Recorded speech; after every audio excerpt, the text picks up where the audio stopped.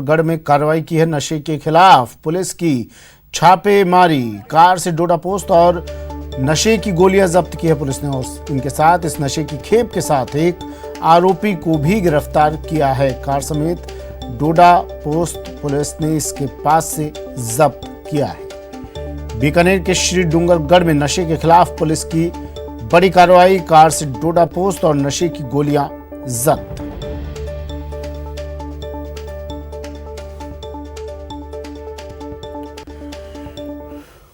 खबर दौसा से, बड़ी खबर। दौसा में दो बाल अपचारी फरार हो गए। दौसा में दो बाल अपचारी फरार। भांकरी रोड पर छात्रावास में इन्हें क्वारंटीन किया गया था। बाल अपचारियों की तलाश में पुलिस जुटी हुई है। सदर थाना पुलिस ने कार्रवाई की। बाइक चोरी के आरोपी थे ये दोनों बाल अपचारी।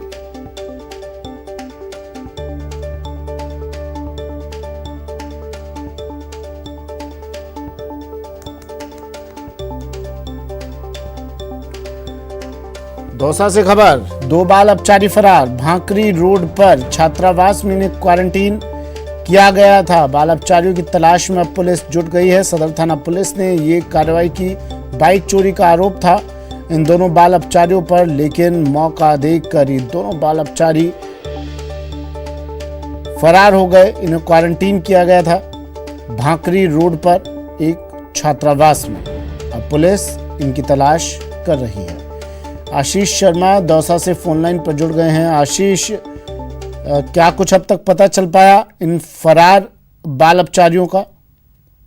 बिल्कुल, ये दो बाल अपचारी हैं और दोनों मोटरसाइकिल चोरी के आरोपी थे और दोनों सदर थाना क्षेत्र के भांकरी रोड पर ओबीसी छात्रावास है, वहां पर इनको क्वारंटाइन किया गया था। कोरोना की सैंपल लेने के बाद इनको यहाँ पर रखा गया था ताकि कोरोना रिपोर्ट के बाद इनको जैसी भी न्यायिक प्रक्रिया है वैसे प्रक्रिया अपनाई जाती। लेकिन उससे पहले ही बीती रात इन्होंने मौका देखा और मौका देखकर दोनों फरार हो गए। अब दोनों जो बाल अपचारी हैं उनकी तलाश में सदर थाना पुलिस जुटी हुई है, क्योंकि जो ये छात्रावास है ये सदर थाना क्षेत्र के अंतर्गत आता है। वहीं ये दोनों बाल अपचारियों को कोतवाली थाना पुलिस ने पकड़ा था। कोतवाली थाना पुलिस ने बाइक चोरी के आरोप में दोनों को पकड़ा था और वहां से इनको ओबीसी छात्रावास में रखा था। लेकिन बीती रात इन्होंने मौका देखकर यहाँ ओबीसी छात्रावास से फरार हो गए हैं। फिलहाल कोतवाली थाना पुलिस और सदर थाना पुलिस इन दोनों बाल अपचारियों की तलाश में जुटी हुई है। जी, कितने बाल अपचारी आशीष यहाँ पर इस छात्रावास में रखे गए हैं, और सवालिया निशान उन सुरक्षा कर्मियों पर भी, उन प्रहरियों पर भी जिनकी तैनाती यहाँ पर करी गई थी?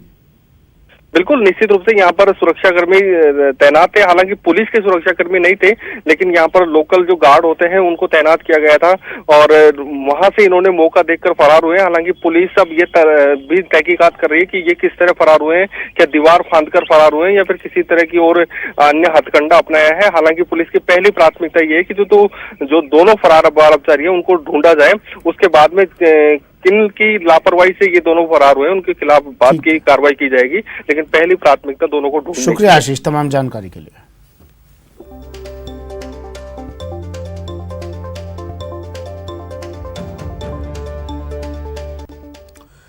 चलिए सीधा लिए चलते हैं आपको। रक्षा मंत्री राजनाथ सिंह सिक्किम दौरे पर हैं, शस्त्र पूजा की और अब संबोधित कर रहे हैं।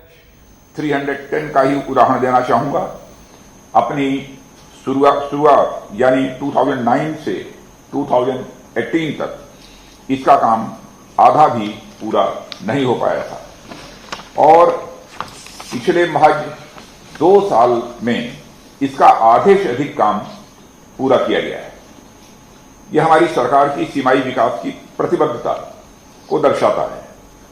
सरकार का पूरा प्रयास है कि सड़कों, पुलों और सुरंगों के निर्माण एवं रख रखाव के माध्यम से नागरिकों और सेना की सामरिक आवश्यकताओं की पूर्ति अबाध गति से यह चलती रहे। साथियों, माननीय प्रधानमंत्री जी नियमित रूप से इन परियोजनाओं की प्रगति की निगरानी कर रहे हैं और हर समय फंड फ्लो सुनिश्चित किया जा रहा है। संगठन का वार्षिक बजट, जो कि आज से 5-6 वर्ष पहले तक 3 से 4 हजार करोड़ के बीच हुआ करता था, अब वह 11,000 करोड़ रुपये तक पहुंच चुका है। इसके चलते बॉर्डर रोड ऑर्गेनाइजेशन नई तकनीकों को अपनाकर अपने कौशल को उन्नत करने और आधुनिकीकरण की दिशा में लगातार आगे बढ़ रहा है। इस अवसर पर मैं सिक्किम राज्य सरकार के योगदान की भी सराहना करना चाहता हूं और विशेष रूप से वहां के माननीय मुख्यमंत्री श्री प्रेम सिंह जी तमांग और उनके नेतृत्व की सरकार की भी मैं सराहना करता हूं। राज्य के मुख्यमंत्री, उनके मंत्रिमंडल, अधिकारियों का योगदान मैं कहना चाहूंगा कि सचमुच प्रशंसनीय है। बॉर्डर रोड ऑर्गेनाइजेशन को सड़क निर्माण के लिए शीघ्र भूमि अधिग्रहण, वन विभाग से मंजूरी और पत्थर खदान की स्थापना में आप लोगों का विशेष सहयोग मिला है। वक्त एक ब्रेक का, जल्द